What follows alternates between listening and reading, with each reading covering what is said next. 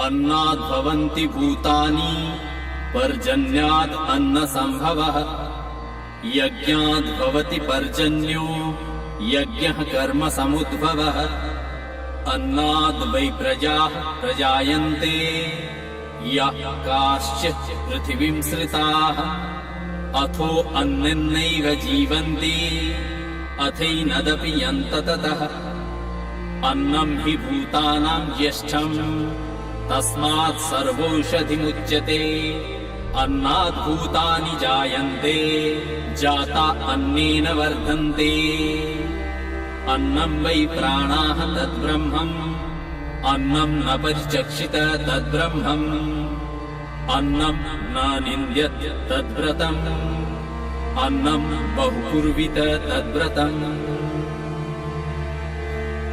In almost every culture, every society, and every religion on the earth, food is considered as the firstborn among all living things. It is also a common knowledge that we are what we eat. The quality, quantity, and the constituent of the food we eat largely decides our mental and physical health. Hippocrates, the Greek philosopher and physician, in whose name the physicians take the Hippocratic oath, said, "Let thy food be thy medicine, and thy medicine shall be thy food." Whether we eat food or we eat medicine, food itself is a medicine or medicine is food? This is a big question. If we eat food, healthy food, then there is no medicine because food itself is a medicine. But if you start eating medicine, there is no food. In the Upanishads, the ancient Indian philosophical treatises, food is said to be sarva osadhi, or medicine for all ailments. Despite these treasure troves of ancient knowledge, in the last half century or so, we are unwittingly poisoning our food and the sources of our food. The use of modern industrial chemicals like fungicide, insecticide, herbicide, etc., commonly known as pesticides, and inorganic fertilizers like nitrogen, phosphates, and potash, has brought about these changes. This modern agricultural system is known as the Green Revolution. Now, a new revolution called the Gene Revolution is about to take the control of our food chain, despite numerous protests from farmers, doctors, scientists, social organizations, governments, and the general public all over the world. In Orissa, one of the states on the eastern coast of India, there has been an ongoing protest for the last few years against the trial of a gene revolution crop known as the BT brinjal and the cultivation of another crop, the BT cotton. So, why are these people protesting?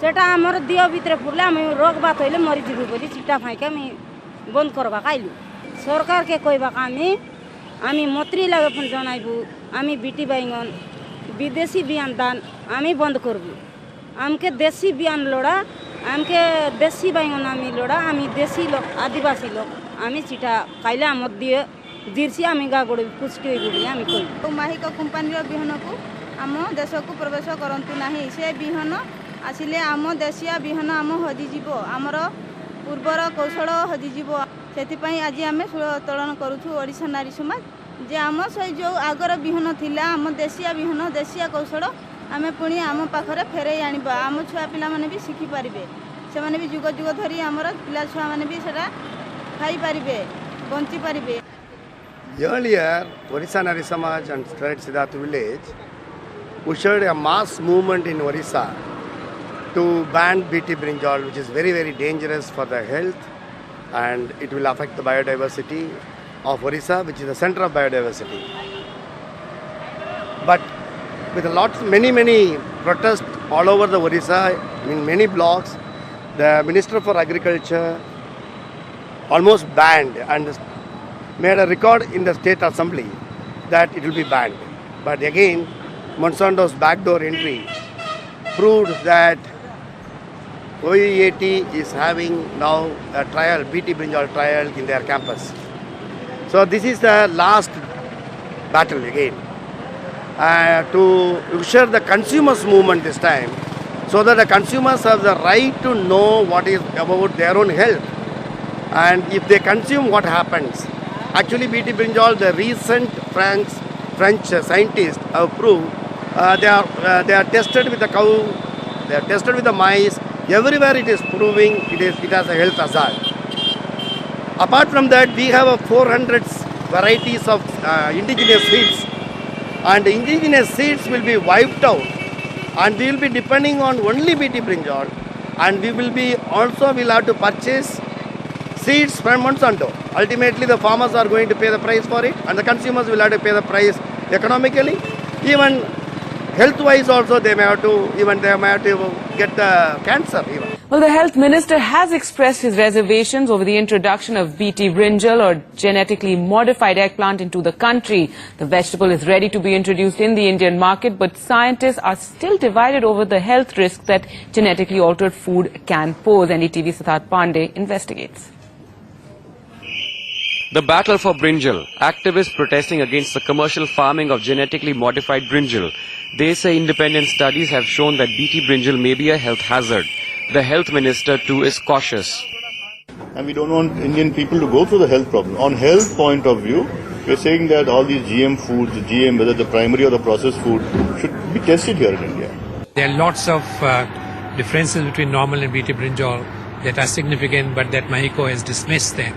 But in my perception, as a professional scientist, connected both with agriculture and medicine, that these differences are very significant and we cannot ignore them. Despite the promise by the Chief Minister and the Agriculture Minister not to introduce the BT brinjal to Orissa, and without any permission to cultivate BT cotton in Orissa, the agricultural giant, the Mahiko Monsanto cartel, has made backdoor entry and is conducting the trial at the Orissa University of Agriculture and Technology. BT cotton is also grown illegally all over the state in the KBK district. Agricultural biotech companies like Monsanto claim that genetically engineered crops will solve the hunger and food problem of third world countries. Is there any truth in this assumption? Where is the connection between BT brinjal and hunger? People are not going to be fed brinjal and solving their problem of hunger. We need other things. So why should Mahiko or Monsanto get into BT brinjal? Is it really for solving the world's hunger or something else? Actually, they want their profit. India has already experienced the ill effects of the gene revolution crops, aka the genetically modified crops or the genetically engineered crops. It has not only wreaked havoc to the agrarian economy in various parts, it has also created unforeseen political and social consequences. Tens of thousands of farmers have committed suicide all over the cotton-growing region of the country.